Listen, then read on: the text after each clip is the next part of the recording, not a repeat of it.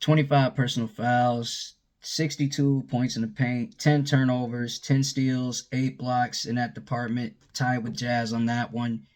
26 assists, 26 defensive rebounds, 13 offensive rebounds, 39 total rebounds, 77% from the free throw line. From the 3-point percentage, we were 27%, 43% from the field goal. As a team, we done very well in certain departments where it came to points in the paint, rebounds. It could have been better, but points in the paint was great. Steals were great because we wanted to get defensively in tune. Um, Defensive rebounds were less than 47 because if you look at the Jazz, they got 47 defensive rebounds, 15 offensive rebounds, 62 total rebounds, way more rebounds than what we did, whether if it was second chance points or not. They were, getting the ball and being effective in more ways than one offensively than we were, because when we're on defense, we're trying so hard to stop the perimeter shooting, and we didn't stop it because the Jazz knew what to do. They knew how to heat themselves up and get on fire. Whether if it was Keontae George or Colin Sexton or Laurie Marketing, these guys were going to get on fire. They got a first option, second option, third option as a ball club, and they outplayed us. They were laser focused. They were laser focused. They outplayed us, and they had the better game. They had the better game than we did, and it's coming from a team that's 6-20 now, and they got embarrassed against the LA Clippers, and they don't like to get embarrassed. They don't want to get embarrassed like that again, especially playing in the pros. We're 11-17, and I think we need to fire ourselves up, and we need to get better at guarding the perimeter. We need to figure out ways on how to stop guys from getting hot from the corner, rather more the wing. We need to understand how to get hot as ourselves on offensively. We need to get hot offensively as well, and stop having slow starts. Because there was a time where we had hot starts and then we lost the lead. Like, for prime example, when we played against the Miami Heat here at home, we got into a hot start, blow those guys out, and then we lost the lead but still won the game, 125, 124. Being on the shoulders of Cade Cunningham. And, Cade Cunningham is a bona fide all-star and a great player, a tremendous leader.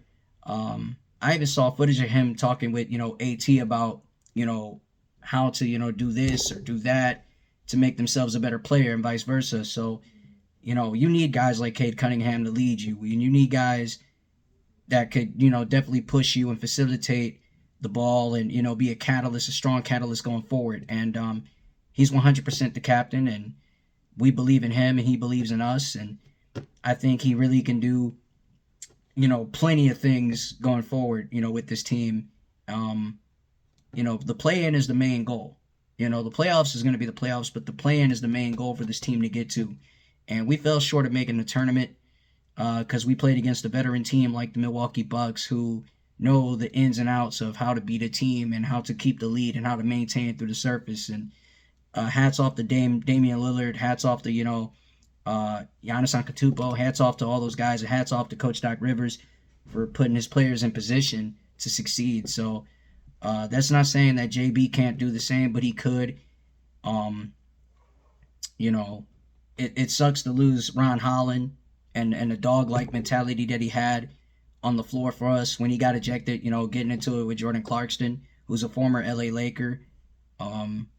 It sucks to lose him because he was he was like the real heart and hustle out there on the floor for us.